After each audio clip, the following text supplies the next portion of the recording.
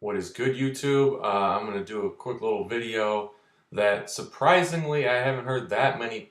I haven't seen a video on this topic yet, so I may be the first one to be putting this out there.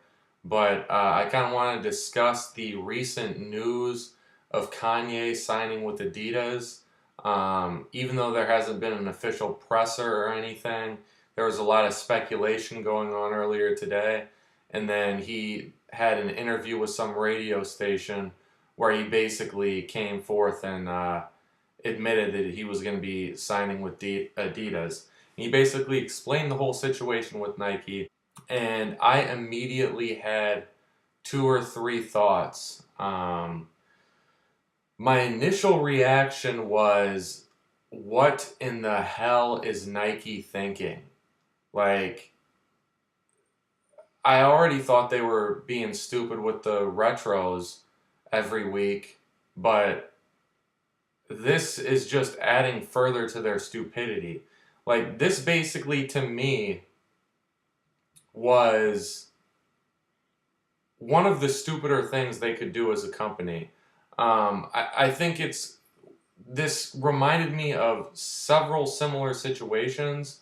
Basically, one thing I learned in one of my classes in law school, entertainment law class, was if you're a musician and you basically reach platinum status, you then have the upper hand in negotiating because you have become an asset to the company. Um, and another situation that kind of reminds me of this was I'm think some of you guys have had to have heard of this. There was a situation probably 15, 20 years ago where some lady spilled coffee on her from McDonald's. And these were not little skin burns. She got burns in private areas, very, very severe stuff.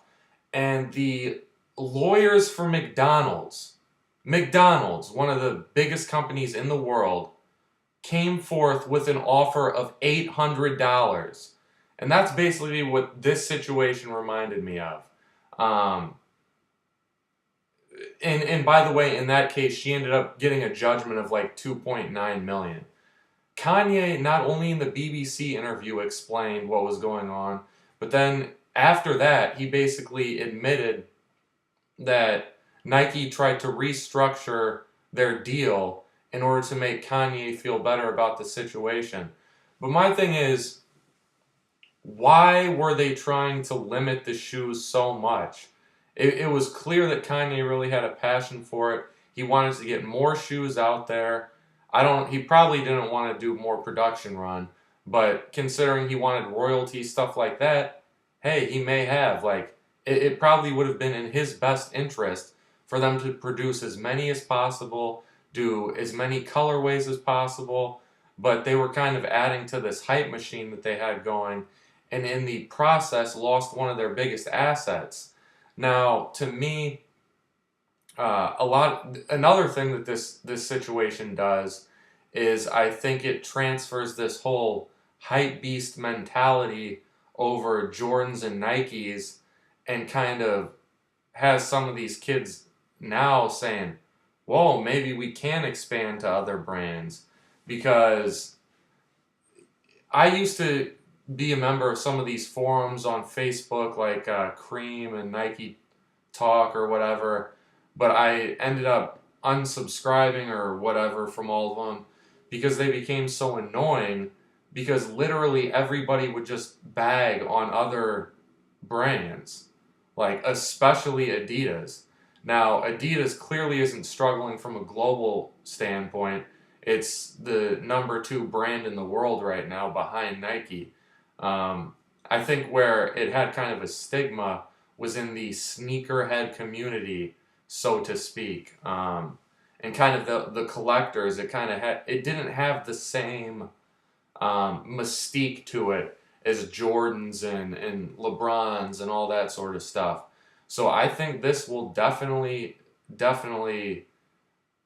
mix things up, and I think it's a great thing for the community. and I think we'll get a lot more Kanye West shoes as opposed to the very limited runs from Louis Vuitton and Nike. And I think you're going to see him in charge of more aspects of things. I think this was just a very boneheaded move by Nike.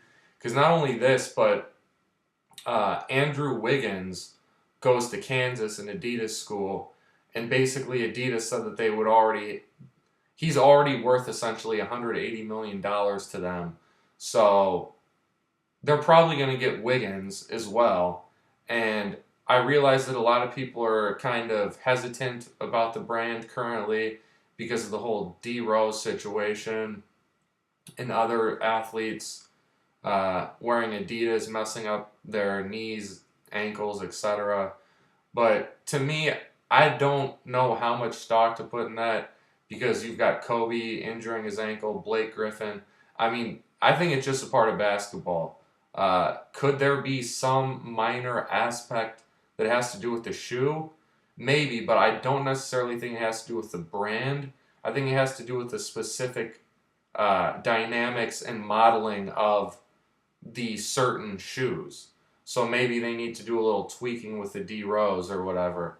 But overall, I think you're going to see Adidas take a couple steps forward with this deal and Nike take a few steps back. I could be wrong on this. I'd love to hear your guys' take on it.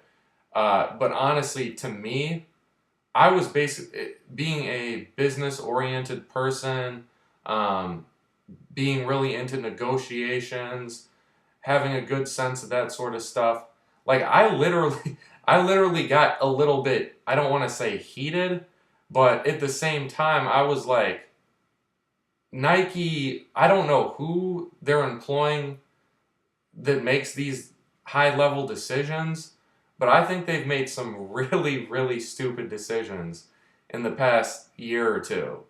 And if they keep doing this, like I said, I think they're a ship that's about to start sinking.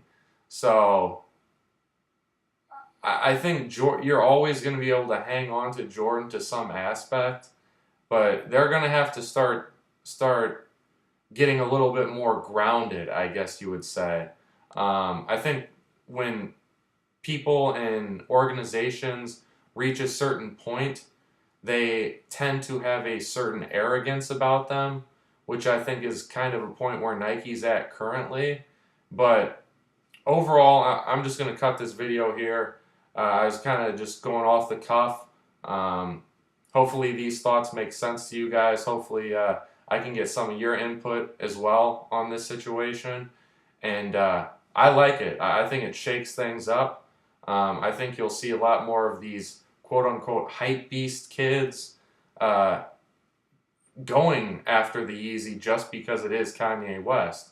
So I think it'll definitely be interesting. I'm excited for what the future holds. Let me know what you guys think. As always, rate, comment, subscribe.